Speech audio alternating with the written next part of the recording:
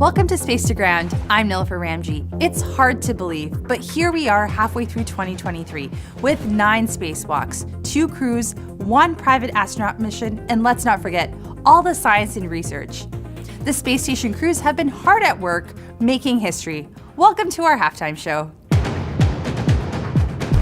The first half of this year welcomed 15 individuals to the space station, including American, Emirati, Japanese, Russian, and Saudi crew members.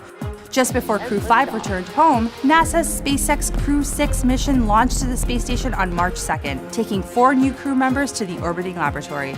Crew 6's science mission includes cutting-edge research aimed at keeping astronauts in spacecraft safe during deep space exploration and studies that could lead to improved medical treatments for humans back on Earth. Crew 6 remains on board and will come home following an approximate 6-month stay.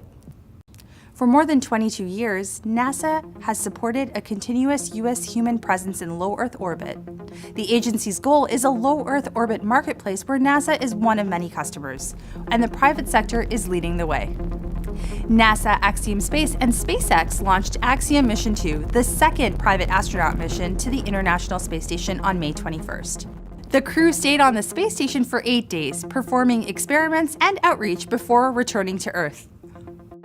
This year, astronauts continued work that they began in 2021 as they installed the 5th and 6th International Space Station Rollout Solar Arrays, or IROSAs, in a series of spacewalks.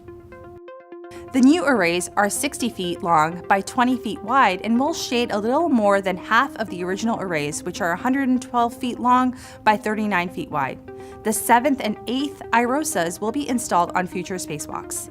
Each new IROSA will produce more than 20 kilowatts of electricity, and once all 8 are installed, will enable a 30% increase in power production over the station's current arrays.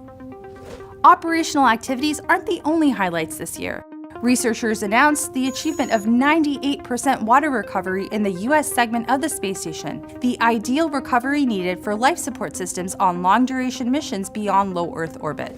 In March, the crew harvested dwarf tomatoes in the station's veggie facility as part of the VEG5 experiment to examine the effects of light quality and fertilizer on fruit production, microbial safety, and nutritional value. The station's biofabrication facility also returned this year with upgrades. During its first trip to space in 2019, the facility successfully printed a partial human knee meniscus and a large volume of human heart cells. The new capabilities aim to further human tissue printing research to help alleviate organ shortages for patients in need of transplants by printing replacement organs and tissues. And if you think that was a lot, the second half of 2023 will be just as exciting. We have more spacewalks and cargo missions ahead, along with the launch of SpaceX Crew 7 and Soyuz MS-24. Later this year, NASA astronaut Frank Rubio, along with Russian cosmonauts Sergei Prokopyev and Dmitry Petelin, will hit the 365-day mark on September 21st. They are scheduled to return home in late September, with Rubio as the new American record holder for the longest single spaceflight. And that's a wrap for our halftime report. Keep following along on social media and here for all the activities taking place aboard the orbiting lab. Thanks for watching. We'll see you next week.